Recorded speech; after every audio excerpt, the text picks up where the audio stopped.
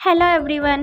Previous వీడియోలో variable అంటే ఏంటి అని చూసాం. వేరియబుల్ అనేది డేటాని స్టోర్ చేసే కంటైనర్ అని తెలుసుకున్నాం. కానీ స్టోర్ చేసే డేటా అన్నీ ఒకేలా ఉండవు. ఉదాహరణకి age is equal to 18, marks is equal to 95.5, grade is equal to A. ఈ 3 వాల్యూస్ డిఫరెంట్ కదా. కంప్యూటర్కి కూడా ఈ డిఫరెన్స్ తెలియాలి. అందుకే సి లాంగ్వేజ్లో డేటా టైప్స్ ఉంటాయి. ముందుగా ఇంట్ గురించి చూద్దాం. ఇంట్ అనేది హోల్ నెంబర్స్ కోసం, అంటే ఇంట్ అనేది హోల్ నెంబర్స్ని స్టోర్ చేయడానికి యూస్ చేస్తాం. తర్వాత ఫ్లోట్ అనేది డెసిమల్ వాల్యూస్ని స్టోర్ చేయడానికి యూస్ చేస్తాం. ఇప్పుడు చార్ అనేది సింగిల్ క్యారెక్టర్ కోసం, సింగిల్ క్యారెక్టర్ని స్టోర్ చేయడానికి యూస్ చేస్తాం చార్ని.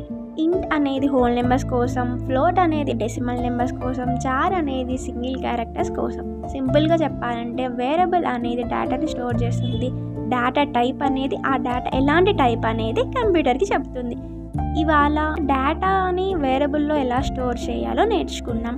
కానీ ఆ డేటాని స్క్రీన్ మీద ఎలా చూపించాలి, ఏజ్, మార్క్స్, గ్రేడ్ లాంటి వాల్యూస్ని యూజర్కి ఎలా డిస్ప్లే చేయాలి, దానికోసమే సి లాంగ్వేజ్లో ప్రింట్ఎఫ్ అనే ఫంక్షన్ ఉంటుంది. ప్రింట్ఎఫ్ గురించి రేపు డీటెయిల్గా నేర్చుకుందాం. Thank you for watching. See you in the next video. Bye guys.